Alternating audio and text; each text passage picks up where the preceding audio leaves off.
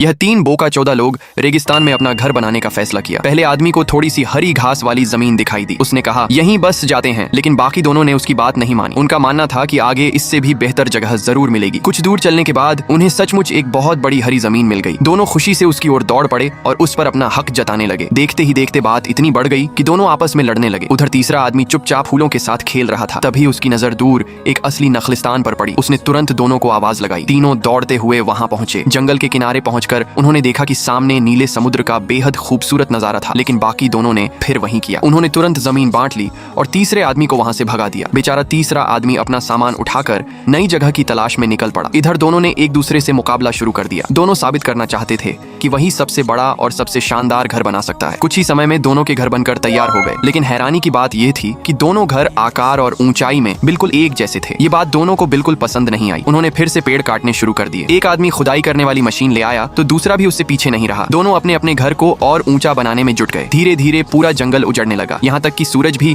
मानो यह सब देखकर शर्मिंदा हो गया। दोनों दूरबीन से अपने घरों की ऊंचाई नापते, लेकिन हर बार दोनों बराबर ही निकलते। गुस्से में उन्होंने और पेड़ काटे, लेकिन एक समय ऐसा आया जब जंगल में एक भी पेड़ नहीं बचा। तभी एक समुद्री पक्षी अपनी चोंच में मछली लेकर उड़ता हुआ निकला। दोनों के दिमाग में एक और अजीब विचार आया। उन्होंने मछलियों, कूड़े कचरे और तरह तरह के सामान से घर बनाना शुरू कर दिया। ऊपर से औजार भी रख दिए ताकि उनका घर दूसरे से बस थोड़ा सा ऊंचा हो जाए। तभी उनकी नजर समुद्र किनारे पड़े आखिरी टायर पर पड़ी। दोनों उसे हथियाने के लिए दौड़ पड़े। उसी समय एक समुद्री पक्षी उस टायर पर आकर बैठ गया। दोनों और भी ज्यादा गुस्से में आ गए। एक ने हथियार उठा लिया जबकि दूसरे ने दूरबीन से निशाना साधा, लेकिन तभी उसकी नजर दूर एक चट्टान पर गई। वहां तीसरा आदमी अपने परिवार के साथ रह रहा था। उसने चारों ओर रंग बिरंगे फूल लगा रखे थे। वह हर दिन शांति और सुकून से अपना जीवन जी रहा था। यह देखकर दोनों की जलन और बढ़ गई। वे फिर से एक दूसरे पर आरोप लगाने लगे और झगड़ने लगे। झगड़ा इतना बढ़ा कि उनकी दोनों ऊंची इमारतें ढह गईं और पल भर में सब कुछ मिट्टी में मिल गया। उधर चट्टान पर बैठा तीसरा आदमी अपने परिवार के साथ कॉफी पीते हुए खूबसूरत नजारे का आनंद ले रहा था। उसका जीवन